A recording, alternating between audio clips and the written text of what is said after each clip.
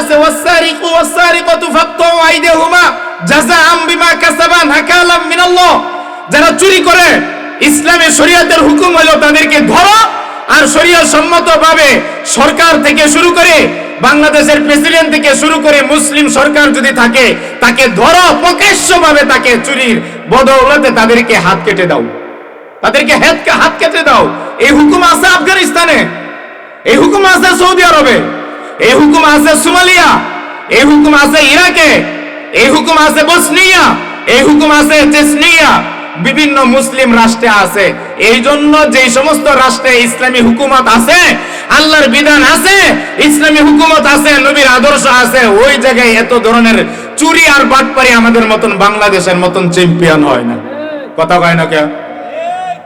আমাদের বাংলাদেশে নামাজিও বেশি, বক্তাও বেশি, মসজিদও বেশি, মাদ্রাসাও বেশি, হুজুরও বেশি, বক্তাও বেশি, আলেমও বেশি, হাফেজও বেশি, তাবলিগুলারও বেশি, আমলিকের বাইরেও বেশি, বিএনপির বাইরেও বেশি, জাতীয় পার্টিরও বেশি, জামাতে ইসলামও বেশি, চরমনায় বেশি, আটরশি বেশি, মাইজবান্ডারি বেশি, সুরেশ্বরী বেশি, তালা বাবা আছে, বটগাছ বাবা আছে, আরো অনেক ল্যাংটা বাবাও আছে। কথা কয় না?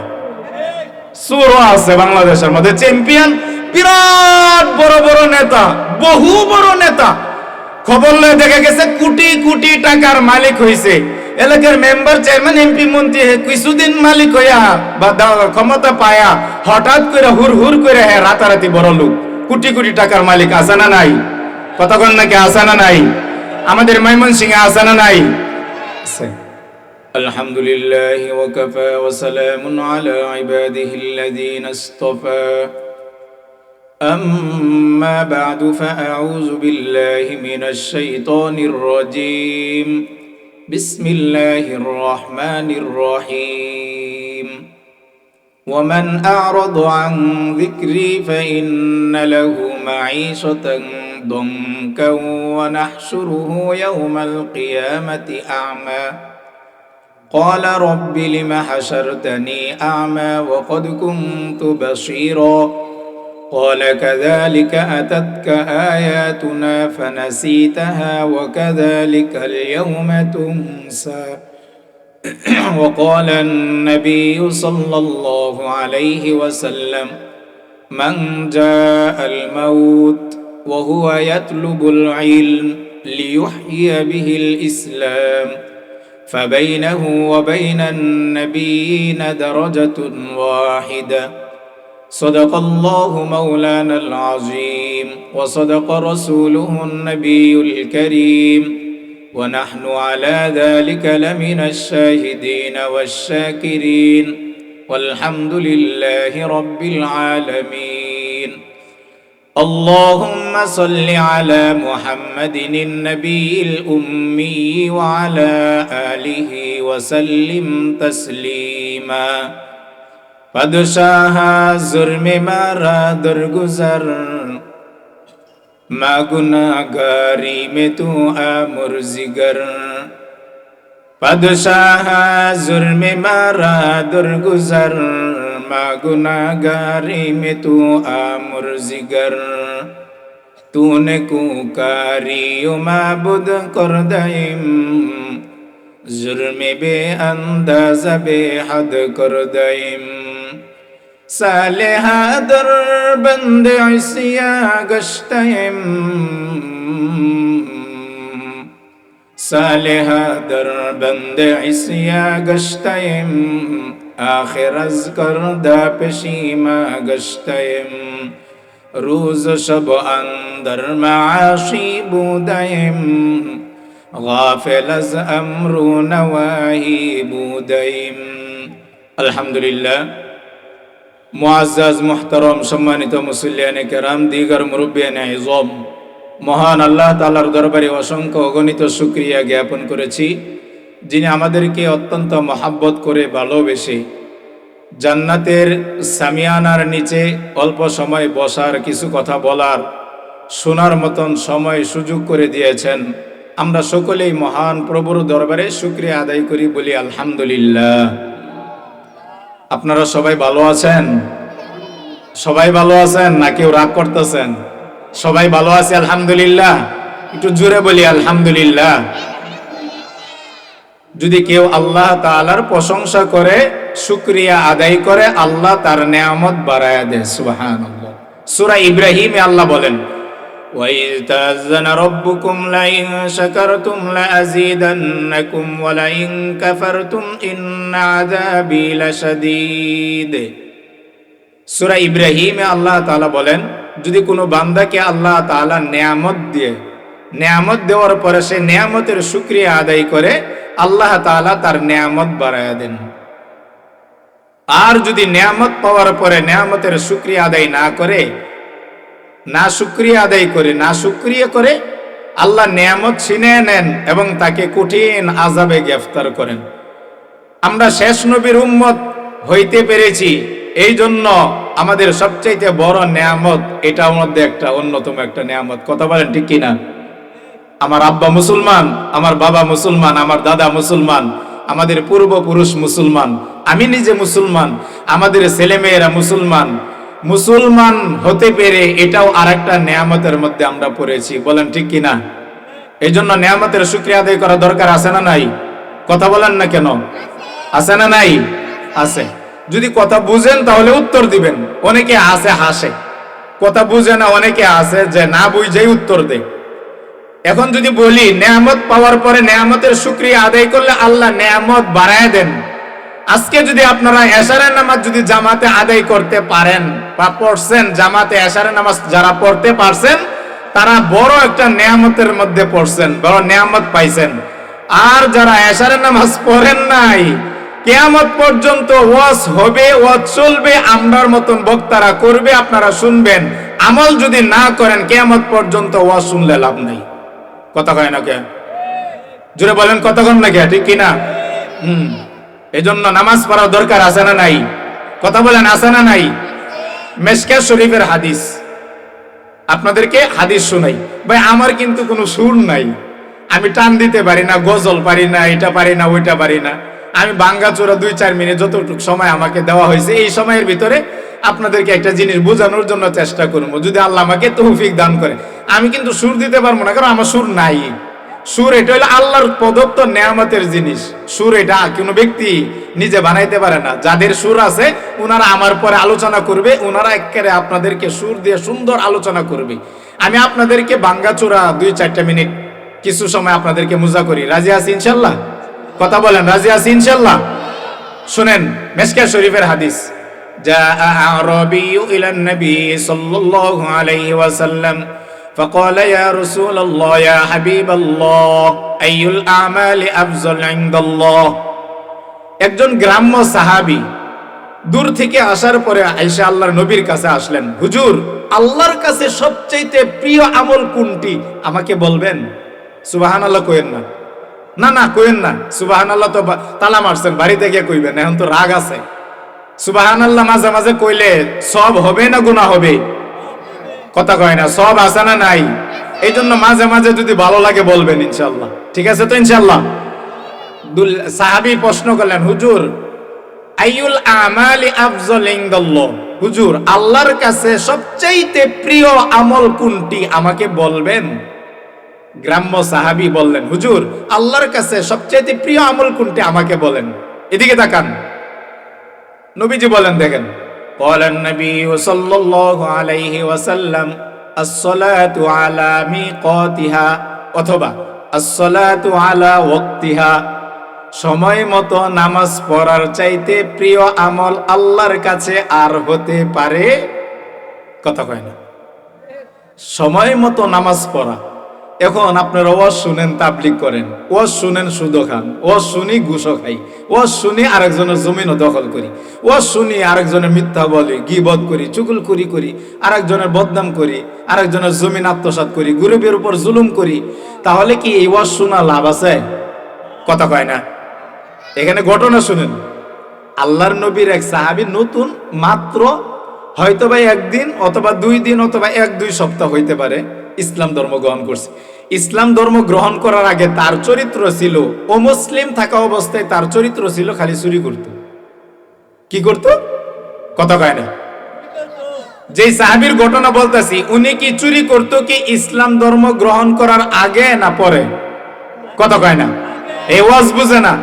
যেই সাহাবীর আলোচনা করতেছি, ওই সাহাবী ইসলাম ধর্ম গ্রহণ করার আগে অভ্যাস কি ছিল? চুরি করত। বলেন তো, অমুসলিমরা চুরি করে না আমাদের ভিতরে যারা মুসলমান এরাও চুরি করে? কথা কয় না? চুরি এখন বিভিন্ন ধরনের কোয়ালিটি সম্পূর্ণ চুরি আছে, বিভিন্ন ধরনের চুরি আছে। আপনার ছাগল, আপনার গরু, আপনার মহিষ, আপনার দুম্বা রাস্তার পাশে রাখছেন, দেখবেন 5 জন মানুষ, মাথার মধ্যে পাগড়ি আছে, জুব্বাও আছে, টুপিও আছে, বা দেখতে ভালো দেখা যায়। গাড়ি একটা নিয়ে আইসা চা খাইতেছে, আপনারা নিয়ে এখান থেকে চা খাইতে গিয়ে আপনারা নিয়ে গেছে আর একটু দূরে। 4 জনে চা, একজনে চা খাইতে নিয়ে গেছে, 4 জনে হঠাৎ করে আপনার গরু ছাগল গাড়ির মধ্যে উঠাইয়া মোবাইলে আপনারা মেসেজ দিল যে দোস্ত তুমি তারালে চা খাবাইয়া দূরে যাও, আমরা চুরি করে ভাগলাম। এরকম ঘটনা আছে না নাই? বহু আছে। চুরির স্টাইলিং ভিন্ন হয়ে গেছে। যেই সাহাবীর ঘটনা বলতেছি, এই সাহাবীর ঘটনাটা অভ্যাস তার ছিল ইসলাম ধর্ম গ্রহণ করার আগে। কি করত? কথা কয় না? চুরি করত। কোরআনে আছে ওয়াসারিকু ওয়াসারিকাতু ফাকতু আইদিহুমা জাযাআম বিমা কাসাবা নাকালাম মিনাল্লাহ। যারা চুরি করে, ইসলামের শরীয়তের হুকুম হলো তাদেরকে ধরো, আর শরীয়ত সম্মতভাবে সরকার থেকে শুরু করে বাংলাদেশের প্রেসিডেন্ট থেকে শুরু করে মুসলিম সরকার যদি থাকে, তাকে ধরো, প্রকাশ্যভাবে তাকে চুরির বদৌলতে তাদেরকে হাত কেটে দাও, তাদেরকে হাত কেটে দাও। এই হুকুম আছে আফগানিস্তানে, এই হুকুম আছে সৌদি আরবে, এই হুকুম আছে সোমালিয়া, এই হুকুম আছে ইরাকে, এই হুকুম আছে বসনিয়া, এই হুকুম আছে চেচনিয়া, বিভিন্ন মুসলিম রাষ্ট্রে আছে। এই জন্য যেই সমস্ত রাষ্ট্রে ইসলামী হুকুমত আছে, আল্লাহর বিধান আছে, ইসলামী হুকুমত আছে, নবীর আদর্শ আছে, ওই জায়গায় এত ধরনের চুরি আর বাটপারি আমাদের মতন বাংলাদেশের মতন চ্যাম্পিয়ন হয় না। কথা কয় না কেন? আমাদের বাংলাদেশে নামাজিও বেশি, বক্তাও বেশি, মসজিদও বেশি, মাদ্রাসাও বেশি, হুজুরও বেশি, বক্তাও বেশি, আলেমও বেশি, হাফেজও বেশি, তাবলিগুলারও বেশি, আমলিকের বাইরেও বেশি, বিএনপির বাইরেও বেশি, জাতীয় পার্টিরও বেশি, জামাতে ইসলামও বেশি, চরমনায় বেশি, আটরশি বেশি, মাইজবান্ডারি বেশি, সুরেশ্বরী বেশি, তালা বাবা আছে, বট গাছ বাবা আছে, আরো অনেক ল্যাংটা বাবাও আছে। কথা কয় না? সুরও আছে বাংলাদেশের মধ্যে চ্যাম্পিয়ন, বিরাট বড় বড় নেতা, বহু বড় নেতা। খবর লয়ে দেখা গেছে কোটি কোটি টাকার মালিক হইছে, এলাকার মেম্বার, চেয়ারম্যান, এমপি, মন্ত্রী কিছুদিন মালিক হইয়া বা ক্ষমতা পায়া হঠাৎ করে হুর হুর করে রাতারাতি বড় লোক, কোটি কোটি টাকার মালিক। আছে না নাই? কথা কন নাকি? আছে না নাই? আমাদের ময়মনসিংহে আছে না নাই? সাহাবীর অভ্যাস কি ছিল? ইসলাম ধর্ম গ্রহণ করার আগে কি ভালো কাম করত? ভালো কাম। কথা কয় না? এটা একটা জঘন্যতম বড় অপরাধ, কবিরা গুনাহ। আর মনে রাখবেন, ভারতের শ্রেষ্ঠ একজন আলেম ছিলেন আশরাফ আলী থানভী রহমতুল্লাহি আলাইহির। যত খলিফা ছিলেন, আজাল্ল খলিফাদের ভিতরে একজন ছিলেন হযরত মাওলানা শাহ আবরারুল হক হারদই রহমতুল্লাহি আলাইহি। উনার কিতাবের ভিতরে 1 মিনিটের মাদ্রাসা একটা কিতাব।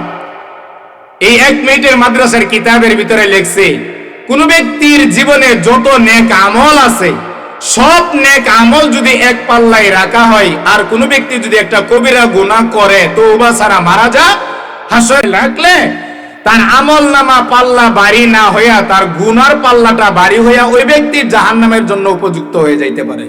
নাউজুবিল্লাহ কোন? এই জন্য মিথ্যা বলা কিন্তু বড় কবিরা গুনাহ।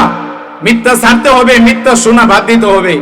মিথ্যা বলা, গীবত করা, চুগলখড়ি করা, দুশ্চর্চা করা, উলামায়ে কেরামের বিরুদ্ধে যাওয়া, তাবলীগুলাদের বিরুদ্ধে যাওয়া, মসজিদ মাদ্রাসার বিরুদ্ধে যাওয়া, মুরব্বীদেরকে অসম্মান করা, মা বাবার সাথে খারাপ ব্যবহার করা, আলেম উলামাদেরকে তাজিম না করা, ছোটদেরকে স্নেহ না করা, এটা বড় বড় কবিরা গুনাহ, বড় বড় কবিরা গুনাহ। আরেকজনের টাকা আত্মসাৎ করা যত বড় কবিরা গুনাহ, মিথ্যা বলা এমনই গুনাহ। আরেকজনকে সুদ দেওয়া, সুদ নেওয়া যত বড় গুনাহ, আরেকজনের গীবত গাওয়া এর চাইতেও বড় গুনাহ। জিনা করা যত বড় গুনাহ, আরেকজনের গীবত করা এর চাইতেও আরো বড় গুনাহ। এই জন্য আজকে আমরা হেদায়েত পাই না। কেন পাই না?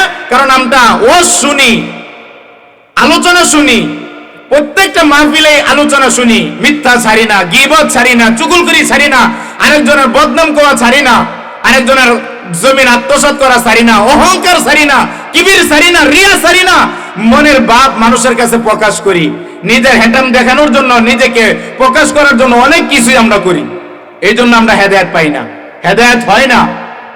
বাংলাদেশে সব কিছুই বেশি, তার ভিতরে চুরিও বেশি, চুরিও বেশি। এক সাহাবী হাসতেছে, তার অভ্যাস ছিল এই সাহাবী আরেকজনকে দেখে হাসতেছে, উনি নামাজে গেছে। আরেকজন সাহাবী দেখে জিজ্ঞাসা করলেন, লিমাজা জহিকতা, ভাই তুমি হাসো কেন? হাসছি কেন জানো? ওই যে দেখো, ফাহাদার রাজুল ফাআশারা ইলাই, ইশারা করলেন আঙ্গুলের মাধ্যমে ওই লোকটার দিকে তাকায়া, ইন্না হাদার রাজুল ওয়া হুয়া সারাক, ওই যে দেখো দেখো দেখো দেখো, ওই লোকটা নামাজ পড়ার জন্য আসছে, আমি নিজের চোখ দিয়ে দেখে আসলাম, মাত্র কিছুক্ষণ আগে চুরি করে হয়েছে। যে লোকের কথা বলতেছে সাহাবী, উনি হয়তো বা কিছুদিন আগে মাত্র ইসলাম ধর্ম গ্রহণ করছে, কিন্তু তার অভ্যাস কি ছিল বলেন? কথা কয় না, অভ্যাস ছিল চুরি করতে। এই ঘটনাটা, এই কথাটা তারা যে হাসাহাসি করতেছে, ওই লোকটা নামাজ পড়তেছে তাকে নিয়ে হাসাহাসি করতেছে, নবীজির কাছে সংবাদ গেছে। নবীজি ফাহালুম্মা ইলাইনা, তাদেরকে ডাকাইলেন। যারা চুরকে নিয়ে ইসলাম ধর্ম গ্রহণ করার আগে চুরি করতে অভ্যাস ছিল, এখন নামাজ পড়তেছে, তাকে নিয়ে যারা হাসাহাসি করতেছে, কথা বলতেছে, আলোচনা করতেছে, তাদেরকে নবী ডাকায় নিলেন। কি হয়েছে, কি হয়েছে তোমাদের? লিমাজা জাহিকতা হুনাকা, এখানে বসে বসে হাসতেছো কেন? ইয়া রাসূলুল্লাহ, ইয়া হাবিবাল্লাহ, হাসতাছি কেন জানেন? যদি বলি আপনিও হাসিবেন, আপনিও হাসবেন। কি হয়েছে এমন ঘটনা যে তুমি হাসতাছো? বলো কি হয়েছে? হুজুর, ওই যে লোকটা যে নামাজ পড়তে গেছে না মসজিদে, এই লোকটা কিছুক্ষণ আগে চুরি করে আসছে, এই জন্য আমি নিজের চোখে দেখছি, তো এখন নামাজ পড়তেছে, আমি এই জন্য হাসতাছি তাকে দেখে।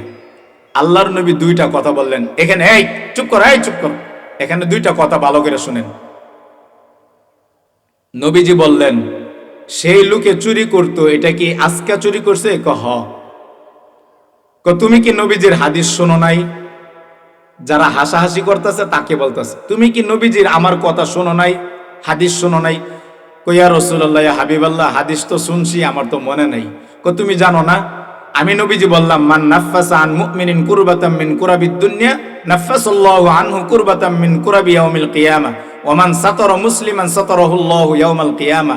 কোন ব্যক্তি কোন মুসলমানের দোষ ত্রুটি যদি গোপন রাখে, কারো কাছে না বলে, কারো কাছে না বলে দোষ ত্রুটি গোপন রাখে, আল্লাহ হাজার হাজার দোষ ত্রুটি যেই ব্যক্তি গোপন রাখবে দুনিয়াতে, কিয়ামতের ময়দানে তারও দোষ ত্রুটি আল্লাহ কিয়ামতের ময়দানে তার দোষ ত্রুটি গোপন করে রাখবেন।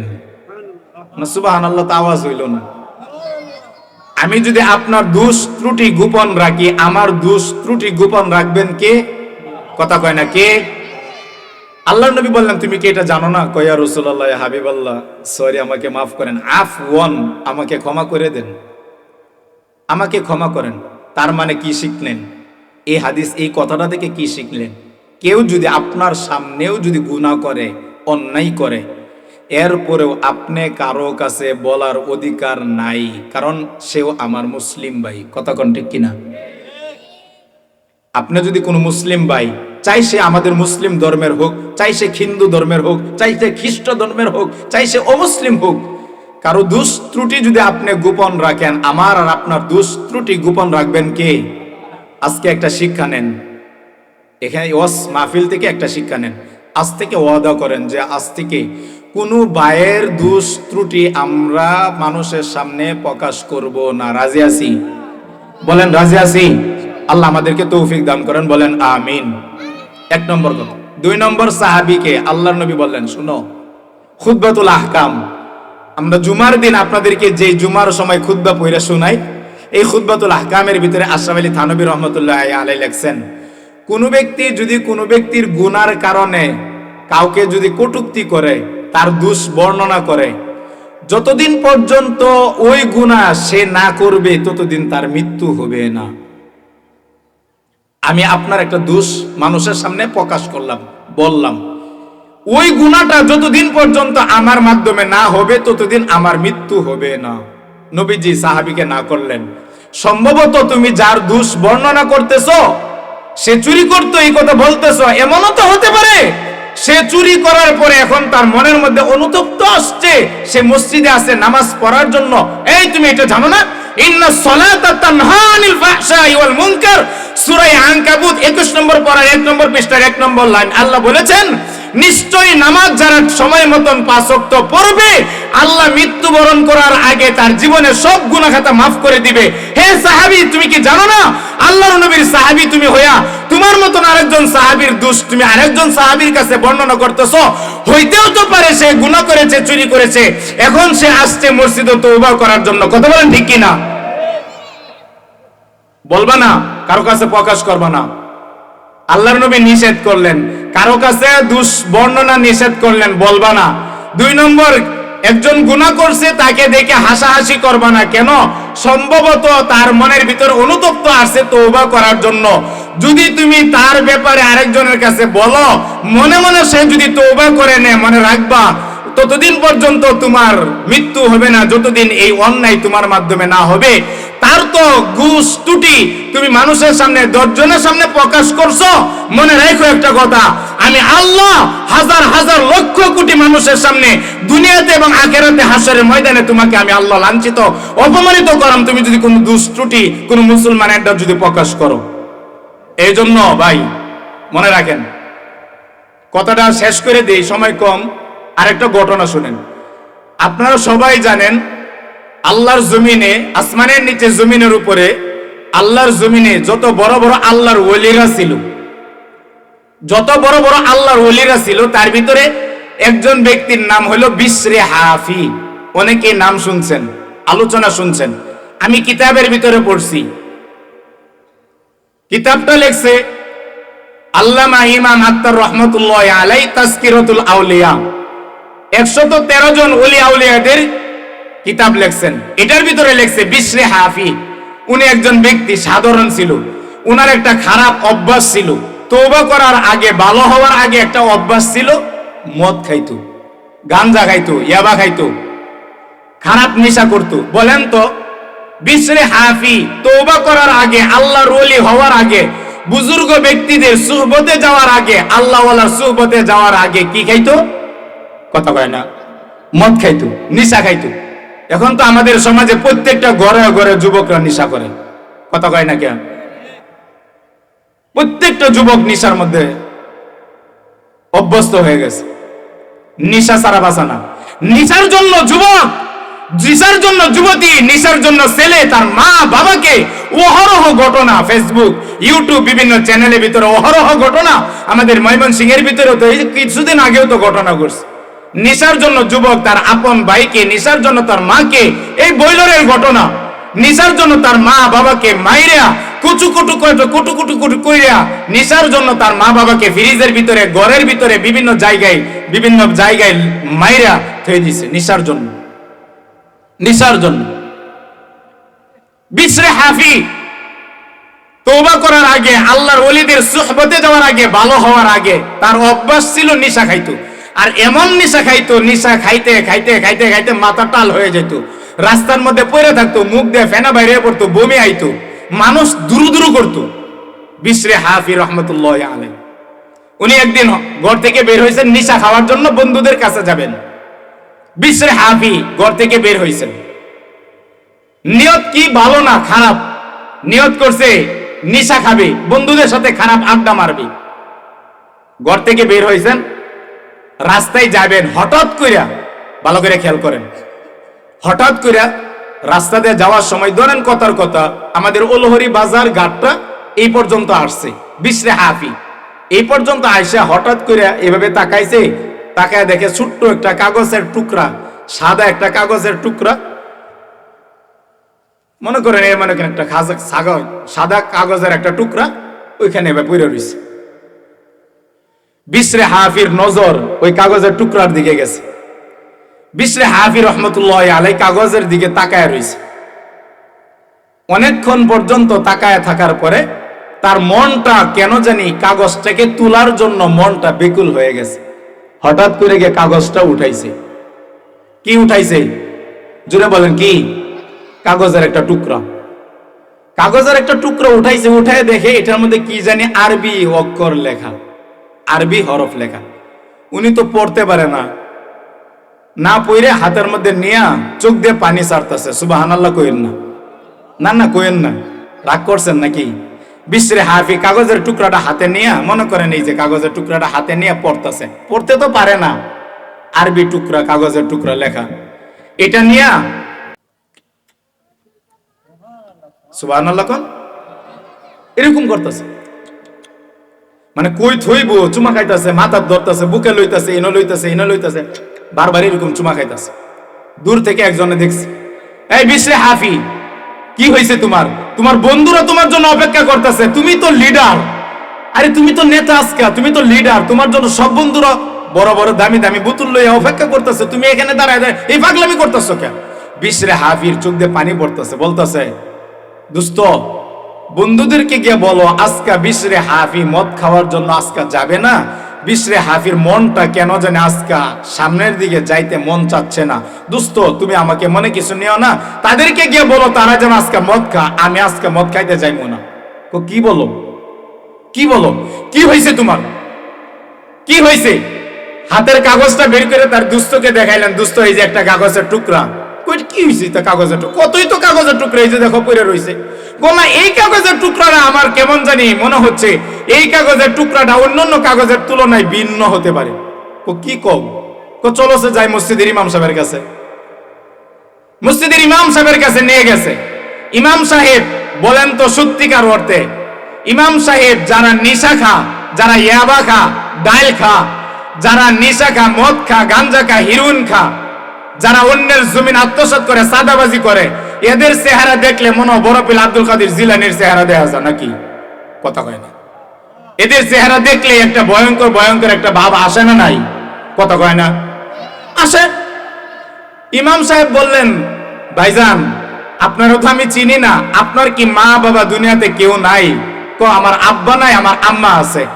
এই কাগজের টুকরাটা আমি ভালো করে বুঝতেছি না, আপনি একটু কষ্ট করে আপনার আম্মার কাছে নিয়ে যান, আপনার আম্মার কাছে নিয়ে যান।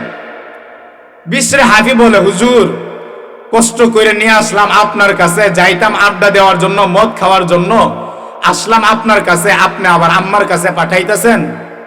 আচ্ছা ঠিক আছে, আপনি যেহেতু বলবেন না, আমি আম্মার কাছেই নিয়ে যাই। উনার মন আল্লাহ ঘুরাই দিছে, সুবহানাল্লাহ কোন। বিশরে হাফি কাগজের টুকরা নিয়ে আসছে, আয়সা দেখে তার আম্মা নামাজ পড়তেছে, নামাজ পড়তেছে। নামাজ পড়তে পড়তে সে অপেক্ষা করতেছে, তার আম্মা নামাজ শেষ, তার আম্মা নামাজ পড়ে হাত তুলছে, আল্লাহ আল্লাহ, বিশরে হাফির জন্য আমি মা মুখ দেখাইতে পারি না, বিশরে হাফির পরিবারের লোকজন এলাকাতে মুখ দেখাইতে পারে না, বিশরে হাফির বাবা মারা গেছে, না জানি বিশরে হাফির জন্য তার বাবার কবরে আযাব হচ্ছে কিনা। আল্লাহ, আমি মা বললাম বিশরে হাফিকে তুমি কবে হেদায়েত করবা? বিশরে হাফিকে কবে তুমি তাকে হেদায়েতের পথে আনবা? ওগো আল্লাহ, আমি দোয়া করছি, আমি মা হইয়া, তুমি না বলছো মা দোয়া করলে নাকি তোমার আরশে পর্যন্ত পৌঁছতে তোমার কোনো পর্দা লাগে না? আমি মা বললাম নামাজ পড়ে বিশরে হাফিকে আল্লাহ তুমি হেদায়েত দান করো, তাকে হেদায়েত করো, আল্লাহ তাকে দ্বীনের উপরে চলার তৌফিক দান করো। এভাবে মা অনেক কান্না করতেছে, চোখের পানি ছাড়তেছে। কান্নাকাটি করার পরে হঠাৎ অনেকক্ষণ যাবৎ কান্নাকাটি করার পরে বিশরে হাফি দেখে তার মা মুনাজাত ছাড়ে না। তার মা এমন কান্নাকাটি করতে করতে করতে করতে হঠাৎ করে তার আম্মা ওই বিছানার ভিতরে শুয়ে পড়ছে, অজ্ঞান হয়ে বিছানায় শুয়ে পড়ছে। তার ছেলের চিন্তা, আহা এই ছেলের কারণে মুখ দেখাইতে পারি না, তার আব্বা মারা গেছে, তার মা বাবা আত্মীয় স্বজন যারা আছে এই ছেলের জন্য দূর দূর করে আমাকে মানুষের সামনে বদনাম হয়, গীবত হয়, মানুষের সামনে আমাকে লাঞ্ছিত অপমানিত হইতে হয়। আল্লাহ তুমি বিশরে হাফিকে হেদায়েত করো। মা বেহুশ হয়ে পড়ে গেছে, বিশরে হাফির চোখ দিয়ে পানি পড়তেছে, হাত্তা ইয়াবুল্লা লিহিয়াতাহু, কিতাবে আসছে বিশরে হাফির চেহারা মুবারক ভিজে গেছে, পানি পড়তেছে। মার কাদের উপর হাত তুলে দোয়া করতেছে, মা আমি বিশরে হাফি, আমি বিশরে হাফি আজকে মদ না খেয়ে একটা কাগজের টুকরা রাস্তায় পাইছি, জানি না এই কাগজের টুকরাটা কি। মা আমার মনটা আজকে চেঞ্জ হয়ে গেছে, মনে হচ্ছে তোমার দোয়া আল্লাহ কবুল করছে। আমি বিশরে হাফি মদ না খায়া, খারাপ বন্ধুদের সাথে না মিশা আমার কলিজার ভিতরে আঘাত লাগছে। মা আমি চলে আসছি, দেখো তো মা এই কাগজের টুকরাটা কি। তার আম্মা ছোট সময় এমন মাদ্রাসায় গিয়ে কোরআন পড়ছিল। সুবহানাল্লাহ। কোন এই জন্য মা বোনদেরকে ছোট সময় কোরআন শিক্ষা দিবেন। দেখেন ঘটনাটা শুনেন। বিশরে হাফির মা কাগজটা হাতে তুইলা বলতেছে, বাবা এটা তুমি কই পাইছো? কে আম্মা? কি হয়েছে? এটার মধ্যে কি লেখা? এটার মধ্যে আল্লাহর নাম লেখা, বিসমিল্লাহির রহমানির রহিম। সুবহানাল্লাহ। কোন জোরে বলেন, জোরে বলেন। এটার মধ্যে তো আল্লাহর নাম লেখা। মা এ আল্লাহর নাম যে লেখা, এটার অর্থ কি? এটার অর্থ হইল দয়ালু আল্লাহ, মেহেরবান আল্লাহ, তার নামে শুরু করছি। বিশরে হাফি বলে, মা কি শুরু করছো? ধরো তোমার কথা আল্লাহর কাছে শুরু করলাম, দোয়া চাইলাম তোমাকে আল্লাহ হেদায়েত করে। বিশরে হাফি বলতেছে, মা এটার মধ্যে আল্লাহর নাম লেখা। আল্লাহ কাকে বলে? আল্লাহ যে তোমাকে এখন পর্যন্ত তুমি মদ খাও, প্রতিদিন গাঞ্জা খাও, হিরোইন খাও, এবা খাও, আল্লাহকে সেজদা দেও না, নামাজ পড়ো না, রোজা রাখো না, মা বাবার খেদমত করো না, মুরব্বীদের সম্মান করো না, ছোটদের প্রতি স্নেহ দয়া করো না, এরপরেও তোমার যে আল্লাহ এখন পর্যন্ত তোমাকে বাঁচায় রাখছেন সেটাই হইল তোমার আল্লাহ। সুবহানাল্লাহ।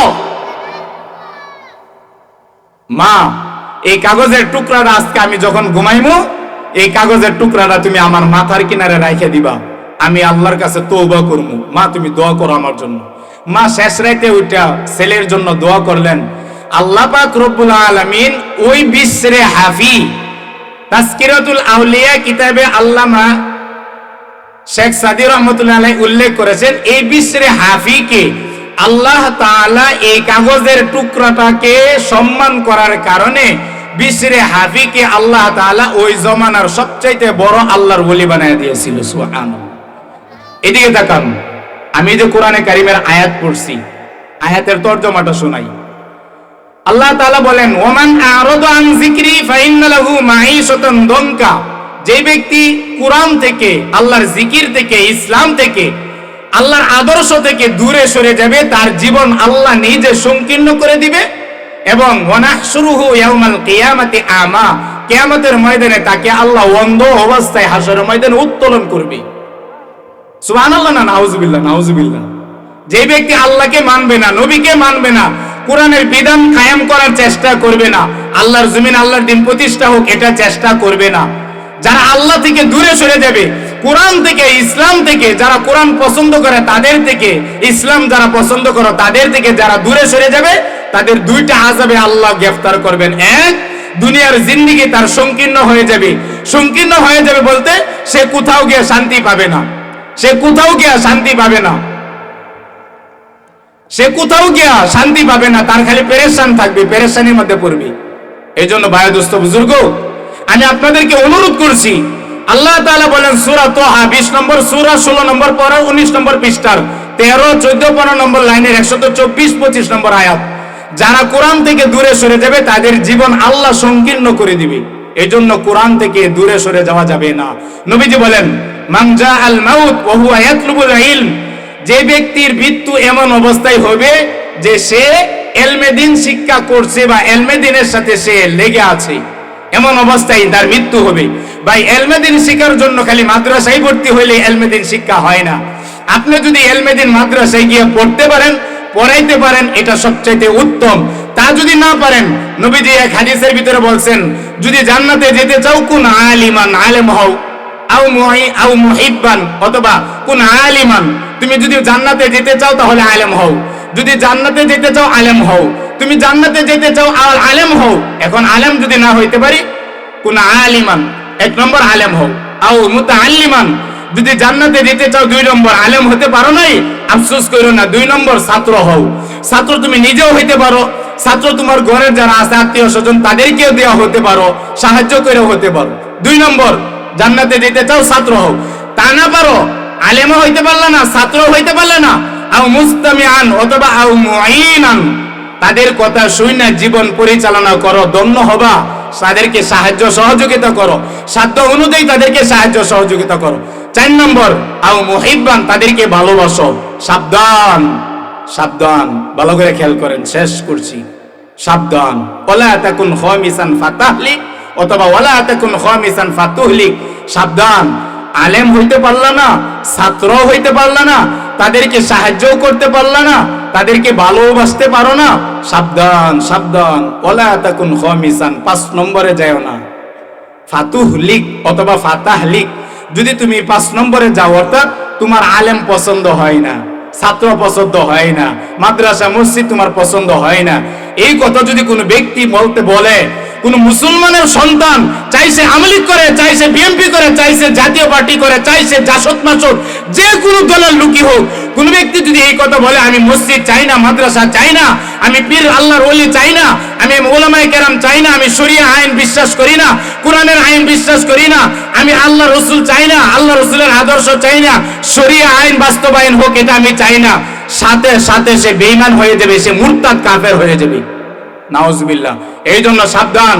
আলেম হতে পারবো, আলেম যদি না হতে পারি, ছাত্রও যদি না হতে পারি, মহাব্বতও না করতে পারি, তাদেরকে ভালো যদি না বাসতে পারি, সাবধান। এই ব্যক্তি এলমেদিন শিক্ষা অবস্থায় যার মৃত্যু হবে, হাসরের ময়দানে তার ঠিকানা আর নবীজির ঠিকানা পাশাপাশি হবে, সে নিচে থাকবে আর নবীজি উপরে থাকবে, এতটুকুই পার্থক্য হবে। আল্লাহ আমাদের সবাইকে এলমেদিন শিক্ষার, এলমেদিন চর্চার সাথে সম্পৃক্ত থেকে মৃত্যু পর্যন্ত আমল করে যেন যাইতে পারি, আল্লাহ আমাদের সবাইকে তৌফিক দান করেন। সকলে বলেন আমিন। ওয়া আখিরু দাওয়ানা আলহামদুলিল্লাহি রাব্বিল আলামিন।